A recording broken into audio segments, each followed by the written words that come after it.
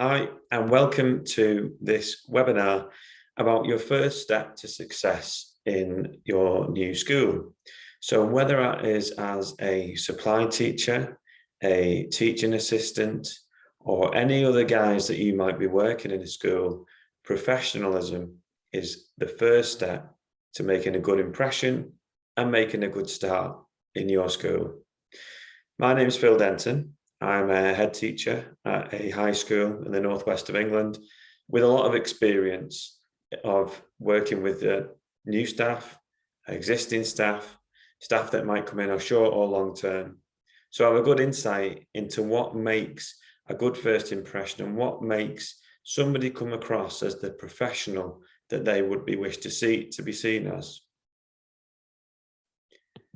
To begin with, we're going to look at what we mean by professionalism. So professionalism for us at Opogo is being ready, being respectful, and being safe. And throughout this presentation, I'll be talking and referring to the teaching standards. So the teaching standards are updated on a regular basis, so it's important to keep up to date with them. But they ostensibly talk about your preparation, your treatment of other people, yourself and the environment around you, and the things that you need to do in order to stay as safe as you can be in the school that you are in. And also, of course, keeping the students safe that you'll be working with and your colleagues. So we'll talk around these three areas of being ready, respectful, and safe. The first step to being ready is doing your homework. That's not taking your homework planner home and filling in worksheets or answering quizzes. This is getting to know the setting that you'll be walking into. So you can start doing that by understanding the school. There are various documents you can use to find out information about the school that you'll be starting at. They might be the school website.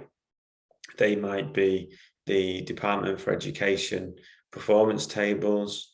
They might be any other information that you can get hold of, including Ofsted reports. That'll give you a context and it'll give you an overview for the situation that the school finds itself in, the context in terms of the background of the students, and it'll also give you an idea of how you should be approaching your first day and the sort of things that will help you be successful. One of the most valuable things you can do is try and talk to somebody at the school. That might be the administrative assistant that deals with cover or supply. It might be the person who is about to interview you or carry out that process. So whatever you can do to find out about the school you enter into, by all means do that and use every possible resource you can find that will educate you on exactly what kind of a school it is that you're going to. The second thing is be really clear on the dress code of the school. Now, most schools will have a standard professional attire, which can vary slightly from place to place, but you should really look at this to make sure that the impression you give as you walk through that reception door is the one that you would wish to give if somebody was seeing you for the first time. Some schools allow more dress down, other schools expect a greater degree of formal attire. Whatever that is, you need to find that out before you go in. Perhaps the quickest way to do this, if you have any questions, is just ring reception and ask. If you're starting a new school or you're starting to go in on a supply basis, there are no silly questions or no questions that might they'll only make you look as if you are keen to understand and settle into the school properly. The third thing will sound really obvious, but be on time. Be on time, be early.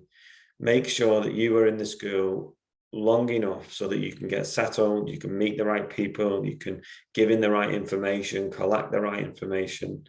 The earlier you can be there, often the better, so that you're making sure that you give yourself the very best chance of being successful. Fourthly, be approachable. When you arrive at the school, be approachable to the people who you'll be working with that day. That might be the people in a particular department, it might be the people in a different area, but being approachable is really crucial. If you follow those first 4 steps, you've got a really good chance of being able to quickly build up a rapport with the people who you'll be working with. And that, of course, includes the children. So as part of your homework, being ready, look at the processes and procedures that the children will be expecting you to carry out, whether that's classroom routines, whether that's behaviour policies, the timings of the school day, the systems that the school might use for seating plans, or things like that. The more time you give yourself and the better the impression you make when you arrive, the better the chance you have of having a really successful first day at your new school. Staying on that theme of being ready, prepare a good and safe learning environment. Now, this is the first slide which draws from those teacher standards. And in this section of the teaching standards, preparing this good and safe learning environment refers to 4 key bullet points. First of all, have those clear rules and routines. I mentioned in the previous slide about understanding the school's rules and routines, but every teacher will have slightly different rules and routines that will in some way refer to the school's policies. Make sure that your rules and routines are really clear at the beginning, and of course, stick to them. But in the way that you do that is important. Make sure it's courteous in the classroom and around the school, and make sure that it is in line with that behaviour policy, because although you might not be clear on it, the children certainly will be. So make sure you are friendly, approachable, courteous, but clear in your rules and routines. And that really leads on to the next point of high expectations. If you have those high expectations of students, then again, you give yourself a good chance, a good benchmark to work from, to encourage them to work with you in the best possible way. However, not all children are the same. So you need to make sure that you work with a range of strategies. Make sure you're praising those students who come in the room quietly and efficiently and get on with their work, rather than focusing on the few that might be not as ready for learning. Use those praise and use the sanctions and rewards consistently and fairly. To manage your classroom effectively, that requires approaches that are appropriate to the students. So the more you can understand the students' learning needs, their relative starting points, again, the better chance you give yourself of being able to work with them effectively, whether that's with work that you've planned or work that's been set. Praising those students, understanding where they are starting at, and understanding them as much as possible from as early as possible can help maintain good relationships. One of the quickest ways to do that is quickly try and learn the students' names, so that you can exercise that authority in a friendly, calm, but decisive manner. Staying on the theme of high expectations, if you can establish an environment which is ambitious for the student, which shows the purpose in the learning, which makes sure that there's a mutual respect between yourselves and the students, then this is conducive to a fantastic learning environment. Learning environments have been so important over the years. People like John Dewey wrote about how important learning environments were as far back as the 1950s. If you can set goals that stretch and challenge students during the lesson, you'll engage those students that are perhaps looking for that additional challenge early on. If you can give some students extra responsibility, then you encourage them to see you as somebody who can facilitate not only their learning, but their personal growth. And always demonstrating that consistent, positive attitude that keeps referring back to your expectations will give yourself a very good chance of being successful on your early days as being a teacher. Values and behaviour are things that students will judge you by. So values and behaviour are things that you can talk about, but more importantly, the things that you'll act out. And you'll not just act them out with students, there's also acting them out with your colleagues as well. Again, we refer back to those earlier slides where we talk about being on time, being dressed appropriately, giving yourself opportunity to find out about the nuances of the school that you're walking into, gives yourself the chance to develop a positive attitude and a positive rapport with the people you'll be working with on any given day in school. You can stay ready by making sure that you promote progress and outcomes. Don't think that if you're in a school for a day or you're in a school for 6 months, it can have any less importance for an individual child on an individual day. They'll be looking to you to make sure that they feel safe, first of all, that they feel that they can learn, and that they feel that there's somebody in the classroom, an adult that they can trust.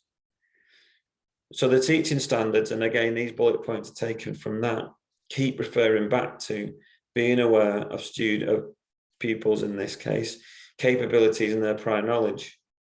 You give yourself time in the morning, you give yourself time to be able to find that out, and your approaches can be adjusted accordingly. You can also try and guide the pupils to reflect on their progress. So if it's work that you have designed, that's perfect. But if it's work that somebody else has set, give them the opportunity to talk about it and reflect on it, demonstrate their knowledge and their understanding, and then encourage those pupils to take that responsibility and the conscientious attitude towards their own work and study. And again, these are all points in the teaching standards that you can look back and refer to. But effectively, what the standards are telling you to do is really care about those students and invest yourself in that day. Once you've made that good impression, once you've come prepared and on time, you then have got the opportunity to invest yourself in making that learning opportunity the very best it can be for the group of students that you have. In order to be able to access a lot of the approaches and the different opportunities for learning that have been mentioned so far, if you can demonstrate a good subject and curriculum knowledge, you do two things. You give confidence and reassurance to both your colleagues and to the students. So if you're going to work in a particular school that has a particular curriculum, do your best to read up on that. Most subjects will have their own page on the school website, and they should have schemes of work, or they may come in the form of roadmaps, whatever they are. Look at them and try and understand what children are looking to learn, how they're looking to learn it, and what skills the skills they'll be gaining along the way. That'll help you to develop that critical understanding of the subject and curriculum areas. If you can take that on board and you understand what the students are looking to learn and the skills they're looking to develop, then you can feed into that standards of literacy and articulacy and the correct use of standard English, which again, all compound the learning and give a broader education for the students so that they can access not just one lesson, but the wider suite of lessons available to them in a Key Stage 3 curriculum. The latter 2 points there are specific to teaching early reading and early mathematics. But ostensibly, we're talking about the same thing. We're talking about arriving, we're talking about being prepared, and we're talking about making sure that you are in the best possible position to give that education that the students deserve. In terms of professionalism, planning is everything.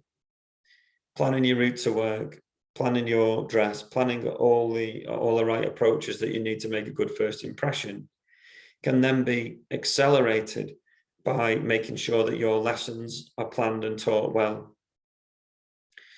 So planning a good lesson, if you've got the opportunity to do so, is something which you can work with colleagues on to find out where the children are starting from.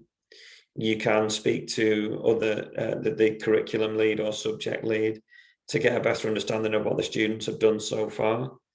And you can also talk to them about how they'll be being assessed in order that you can make sure that whatever you're teaching is in line with the expectations of what children shouldn't be able to know and remember.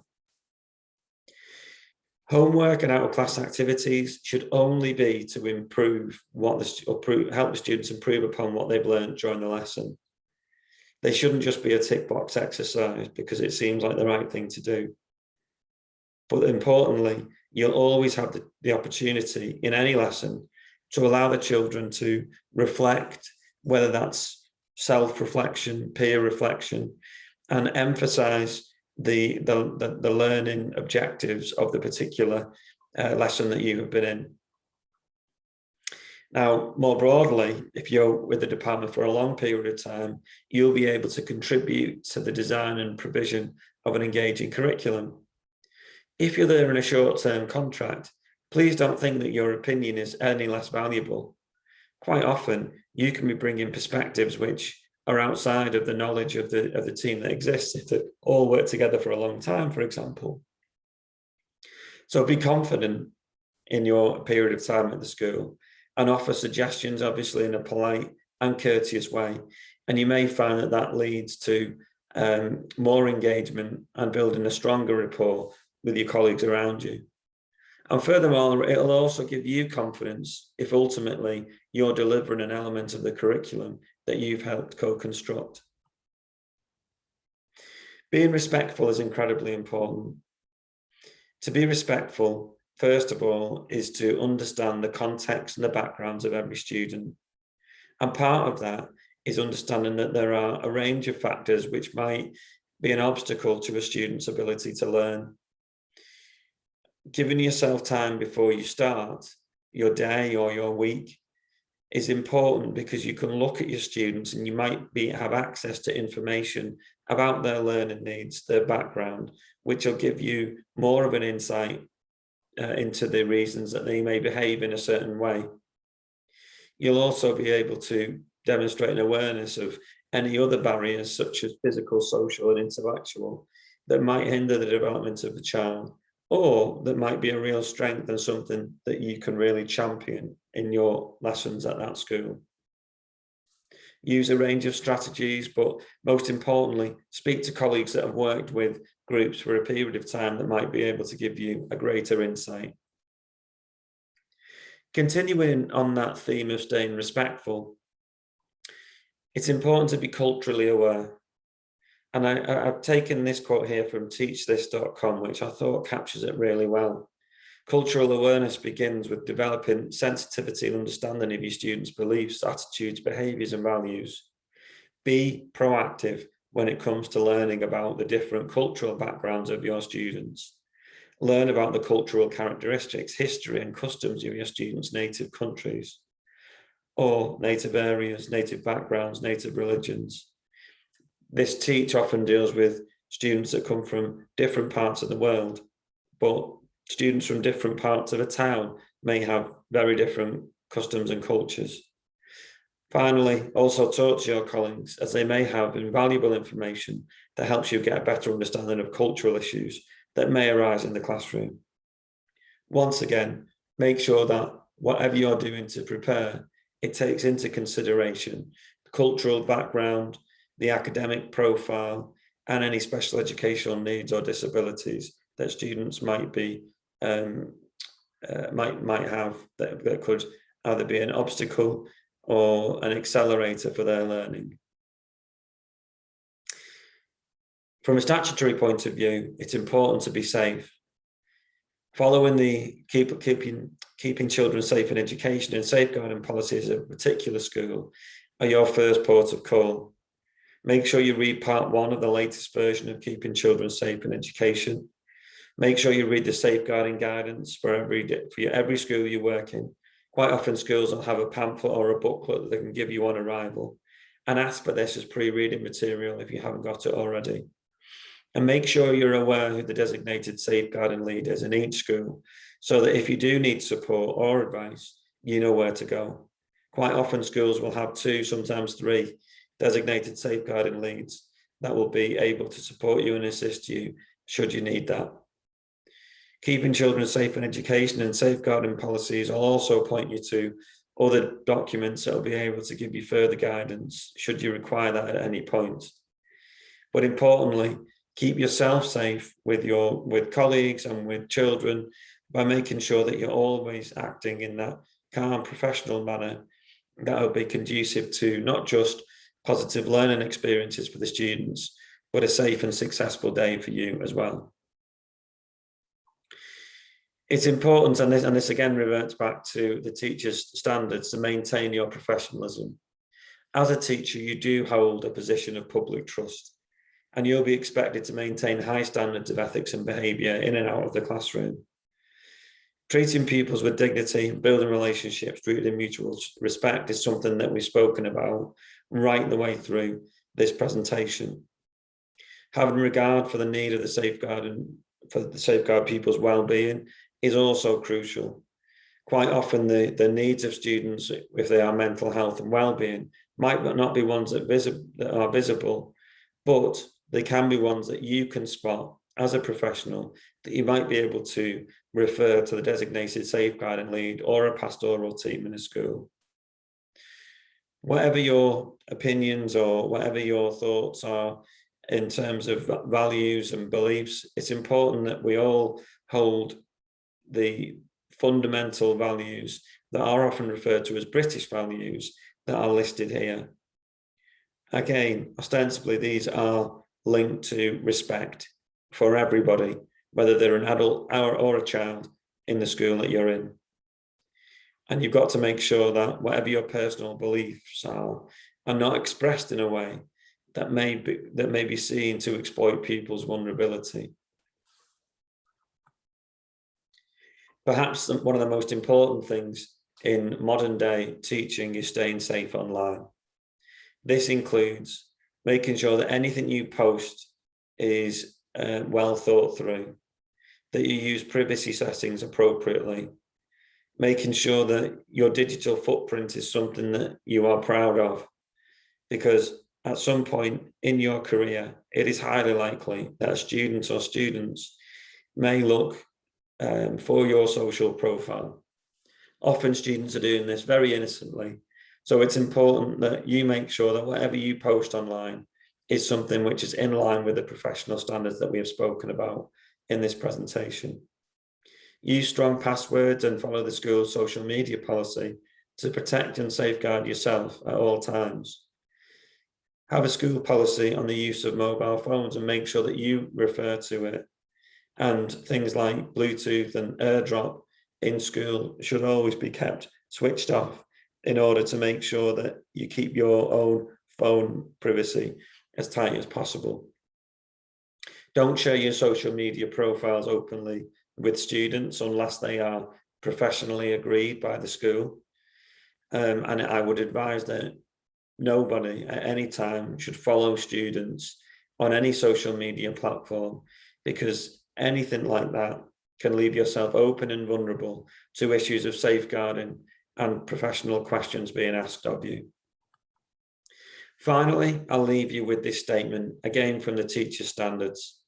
Teachers make the education of their pupils their first concern and are accountable for achieving the highest possible standards in work and conduct.